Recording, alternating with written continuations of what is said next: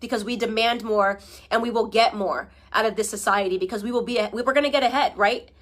That's what's going to happen. We're going to get ahead. Black conservatives get ahead because we don't subscribe to this narrative. On one hand, we're giving one party our vote because they've successfully gone about the business of convincing our community that the other party, the Republican Party, is completely against the interest of the black community. And as a result, we've been very transparent in our support. We've boarded hook, line, and sinker. We look at the Republican Party. I'm not talking about every single one of us, of course, but vast majority of black Americans look at the Republican Party as the enemy. How is it that a black person ends up a Republican?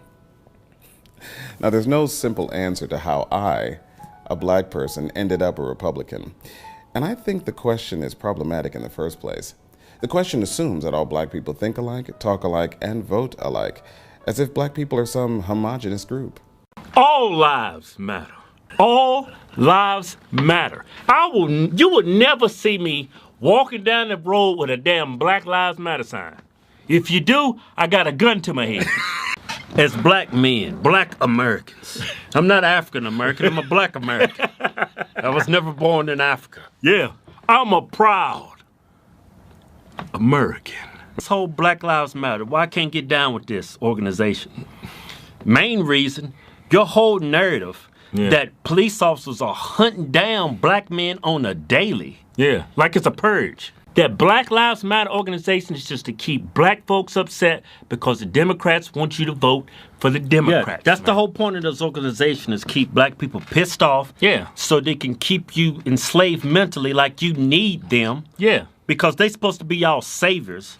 Let's look at something very, very interesting. I think you're going to enjoy this. So let's go there. Let's go there.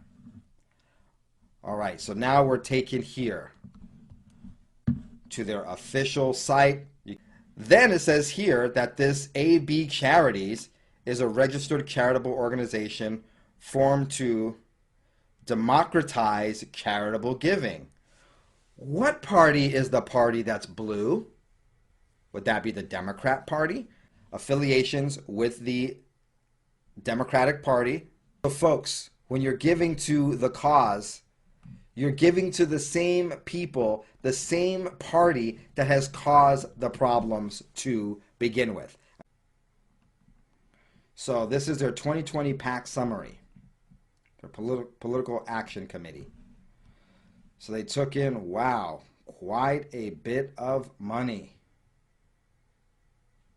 Wow, that is over $1 billion. Let's look at just recipients overall. Biden is not black. Elizabeth Warren is Native American. The money that you think you're giving to the cause goes to this organization that likes to spend their money on Bernie, Biden, Elizabeth Warren, and Pete. They're 4 top people. None of them are a person of color. I've had enough. And that black people need to special treatment, and you need to give us handouts, and worried about black athletes. Listen, man, as a black man in America, and I've been black for 33 years, I am sick of the pandering. I'm sick of the false equivalence. I'm sick of people painting the picture like I am less than in my own country. This country belongs to me just like anybody else. I have never experienced racism in America. I haven't. That doesn't mean that other people haven't. But I don't have to walk around with my head down, walking around acting like a victim when I haven't had nothing to do with that. And none of the people that I know are racist. I don't know a racist. I've never been around racists. Why do I have to be subject to idea that people are forcing on me just because of the color of my skin? I can give my statements about Black Lives Matter and how ridiculous I believe their organization is. This is America. You have the freedom of speech. You can say whatever you want to say. Why is it that my white friends don't have that same right? If you say all lives matter, which is true, that includes black lives, ladies and gentlemen, you get fired. They fired a guy who's a commentator, fired him because he said all lives matter in a text message. You should be concerned about succeeding, concerned about how you gonna dominate. And I'm telling you that as a black man in America, The reason why I'm winning is because I'm not sitting around worried about white people. I'm not sitting around trying to guess who is racist and who is not. I don't care. In terms of identity politics, we know what identity politics does. It divides and it polarizes. No matter how you want to look at it, that's just the effect of it, no matter how great the intentions are. And we all know the road to hell is paved with good intentions. So it's an interesting play right here. I don't know how many people really look into the mission statement of Black Lives Matter, but I did. And when you look into it, there's a couple things that jump out to me. And I'm a black man who's been black, and my life has mattered since 1974. And this organization was founded in 2013. I'm proud of you. But I've been fighting this fight for me and for others a lot longer. Two things. My family structure is so vital, important to me. Not only the one I grew up in, but the one I'm trying to create right now. Being a father and a husband, that's my mission in life right now. How do I reconcile that, what I just told you, with this mission statement that says, quote, we dismantle the patriarchal practice.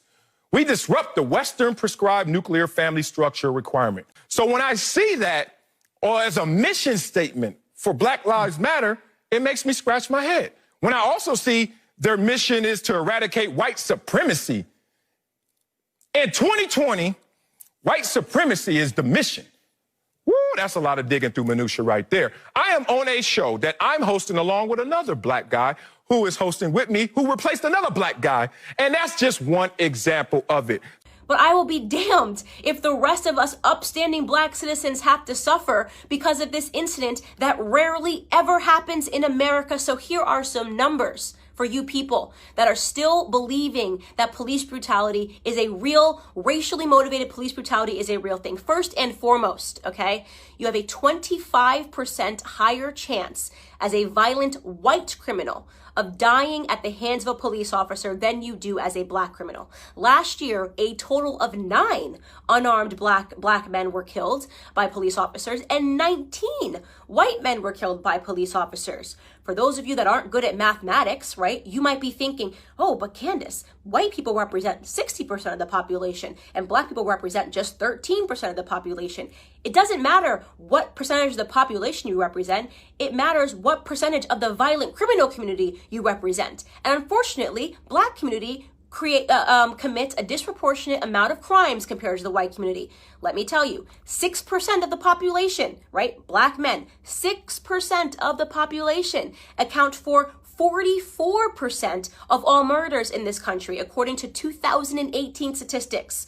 That is what you call a gap. And yet white people who represent 60% of the population, we represent 13, black men are 6%, only represent 50% of all the murders, right? That makes no sense. That makes no sense. A 6-point variation in a community where we are extreme minorities. We commit 50% of all violent offenses, evenly split, and we're only 13% of the population. This is 2020. The real chief source of your danger as a black person comes from other black people. And that's a fact. But we don't want to talk about that. When I say black on black crime, black on black violence, a lot of black folks kind of want to sweep it under the rug. White liberals too, liberals in general, sweep it under the rug, pretend it doesn't exist. But that's a reality. I know people that's dead right now that have been shot, killed by other black folks. I know people in jail right now that have shot and killed other black folks. I don't know anybody that's been shot and killed by a white person. I'm not saying it doesn't happen. It does happen, but how often does it really happen? Not very often. Like I've said many times before, black folks, 13% of the population, 48% of all the murder victims, 52% of all murderers in the U.S. Not just 52% of the murderers in one black community, 52% of all murderers in the United States, 48% of all murder victims in the United States. Okay, so we got a serious problem among ourselves that we don't really want to address. We want to point to the lowest hanging fruit, which is the white man and police. Okay. In fact, if you want to attack a community for accidental slayings or brutality, did you know that doctors accidentally kill 250,000 people every year because of mistakes? Did you know that there's been doctors that have been arrested for being serial killers that just were killing people because they wanted to? Do we protest and boycott doctors? Do we assume all doctors are horrible human beings because some doctors are? Or do we realize that society is not perfectible? People suck in every profession. It is no excuse to paint society with a broad brush. It is certainly no excuse to accept a Democrat narrative, okay, that black people are being disproportionately hunted down by police officers because of the color of their skin. You want to know the best way to avoid not being brutalized by a police officer is to limit the amount of encounters you need to have with them, especially when it comes to violent crimes. Okay? I am not going to stand for this continual bottom-feeding narrative. You might vote Trump and that's fine, but that doesn't mean that you're a conservative. You might still kind of be a Democrat. You might want to vote Democrat if it fits you, and that's okay, that's fine. But let's not conflate everybody together. We're not all the same as far as our ideology. I'm a conservative through and through, not just how I vote, but how I am as a person. This is my opinion. It's not up for debate because I'm allowed to have my opinion and you're allowed to disagree.